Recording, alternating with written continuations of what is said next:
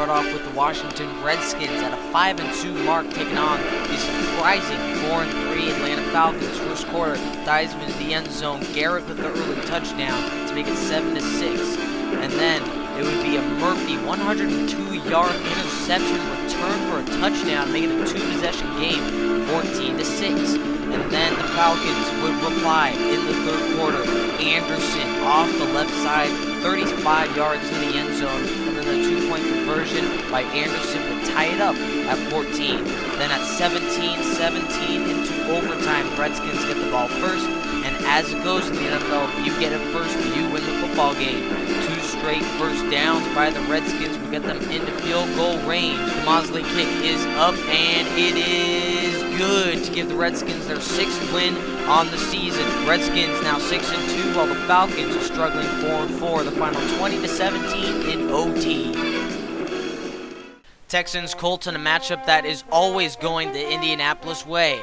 First quarter, though, it would be a safety by the Texans for a 2-0 lead, but after that, it would be all Colts. A touchdown from Manning to Sorgi makes it 7-5. Colts in the first quarter, but the Colts were not done just yet. Down by 6, it would be Wayne who would catch a long bomb late in the second quarter to make it 14-12, and then the Texans trying to reply would be picked off by Hayden, who would return it all the way for a touchdown. Final 31-12 Colts. Big AFC North matchup, Ravens 4-3, Bengals 3-4 on the season. Shannon Sharp in the end zone, making 7-3, and then 20-9 in the third quarter. Jamal Lewis off the left side, final 41-12, Ravens. Cardinals a surprising 5-2 on the season, yet the Bears at 6-1 seem like a huge mismatch. Early first quarter, McMahon to Reitman to make it 7-3, and then at that score in the second quarter, it would be Mike Richardson who would take it all the way 86 yards for a Bears touchdown, 14-3 in the third.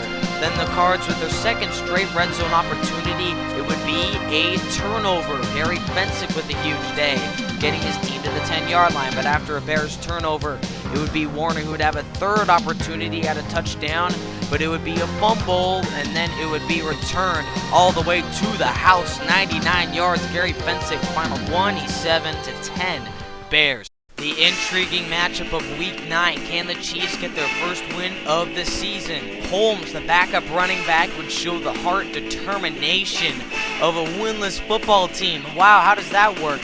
It would be the Jaguars defense that would give up a huge gain, and it would be the football game that would be lost as a pick 6 by the Chiefs would end it, final 24-10.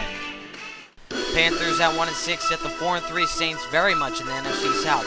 First quarter down by 6, Breeze back to throw would hit Henderson. 31 yards later, it would be a Saints touchdown to make it 7-6 in the second. Pierre Thomas and then Breeze throwing to Jeremy Shockey would make it 21-12. Saints 5-3 on the season with a 35-19 win. Seahawks with a very easy opponent in the Lions, and it would be an offensive shootout as Darrell Jackson would take this pass 70 yards all the way to the end zone to make it 7-0, and then Hasselbeck with his second straight touchdown would make it 14-0 early in the first quarter. But then Barry Sanders would have enough of that. It would be a 14-7 score, but then the Seahawks would close it out with a big touchdown to Warwick, the final 31-17. Tennessee and San Francisco in a huge Week 9 matchup that would end up to be a laugher. The 49ers would get a quick touchdown to John Taylor, followed by an Eddie George 10-yard run, but then after that it would be all Niners. 7-10 in the second quarter, Roger Craig with a big touchdown to make it 17-7. And then late in the football game, Ton Rathman would seal the deal in San Fran. Both teams 6-2 with a 29-7 final. Chargers and Giants in the first possible game of the week. Both teams desperately need the win, but it looked like the Giants needed it just a little bit more. Joe Morris off the left side for an early touchdown. And then Phil Simms, another handoff to Joe Morris, who would battle his way 79 yards to the house, all the way for the Giants, 14-0. And then with a field goal by the Chargers, it would be another touchdown by Joe Morris, his third in the first half, to make it 21-3, an embarrassment for San Diego. But now it would be when San Diego strikes next. The Wolf-Bernerschke field goal will be followed by a touchdown run, Chuck Muncie, to make it a one-possession football game, 13-21. And then the Chargers in the third quarter after 3 and out, another touchdown. And then they need the 2-point conversion but wouldn't get it. Fouts can't complete the pass. And then the Giants, Joe Morris was running all over the Chargers, another big gain. And then on the following play, yet another huge gain off the left side. Atrocious Chargers defense. 19 rushes for 245 yards for Joe Morris on the afternoon.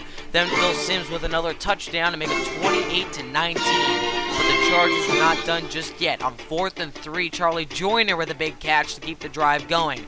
And then on 3rd and 1, with under 2 minutes to go, Wes Chandler off the left side for a touchdown to make it a 2-point game. Now the Giants, are they going to get the first? No, they can't. So the Chargers have one final shot. 1:10 to go. Fouts back to throw.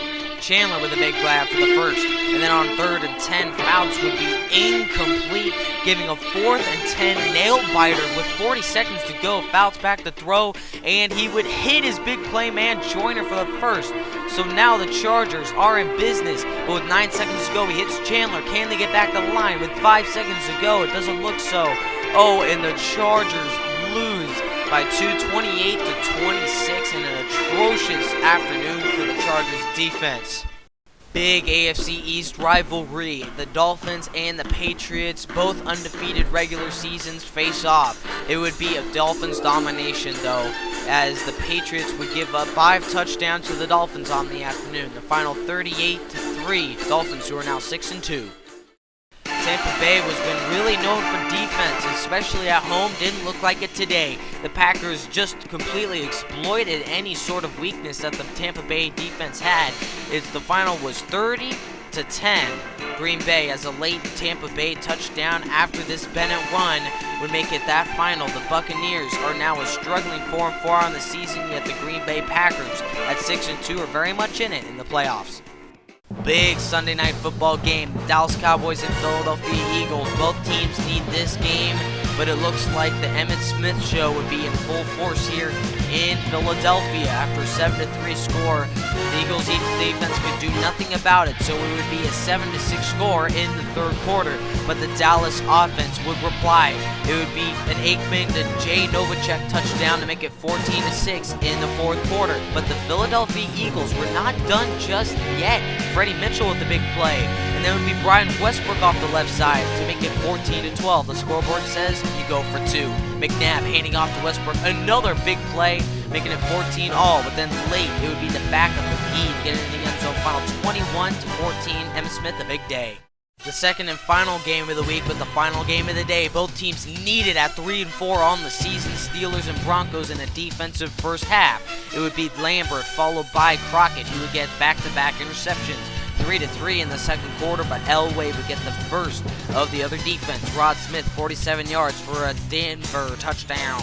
But Randy Grossman would have none of that. Final 10-10 in the third quarter, but John Elway with a pick that would give the Steelers a chance, but Terry Bradshaw, being the pathetic quarterback he is right now this DSFL season, right back to the Broncos. Then Elway handoff to his big playman Terrell Davis to make it 17-10, but the Steelers were not done just yet. A big fourth quarter drive by Terry Bradshaw. Franco Harris to the 40, and then ball on the 6-yard line. It would be a big pass to Randy Grossman, his second touchdown of the day, to make it an overtime game. The Steelers got the ball to start overtime, but would have a 3-and-out. Can the Broncos reply? After that third down conversion, it would be Green to get to the 42. And then on the very next play, ball on the 41-yard line, Elway to Nash, and he could go all the way. Touchdown Denver to win the football game and to keep their season alive. Final 23-17. Week 9 standings in the DSFL season. Some big matchups here as the Tennessee Titans, Dolphins, and Raiders all atop at 6-2, while the Ravens surprisingly on top at a 5-3 mark. Yet the Bears and the Rams at 7-1. Big games there. While the Redskins at 6-2 and the Saints at 5-3 close it out. See ya. Thank you for watching this presentation of the Dream Season Football League. Tune in Sunday for next week's edition of the Dream Season Football League.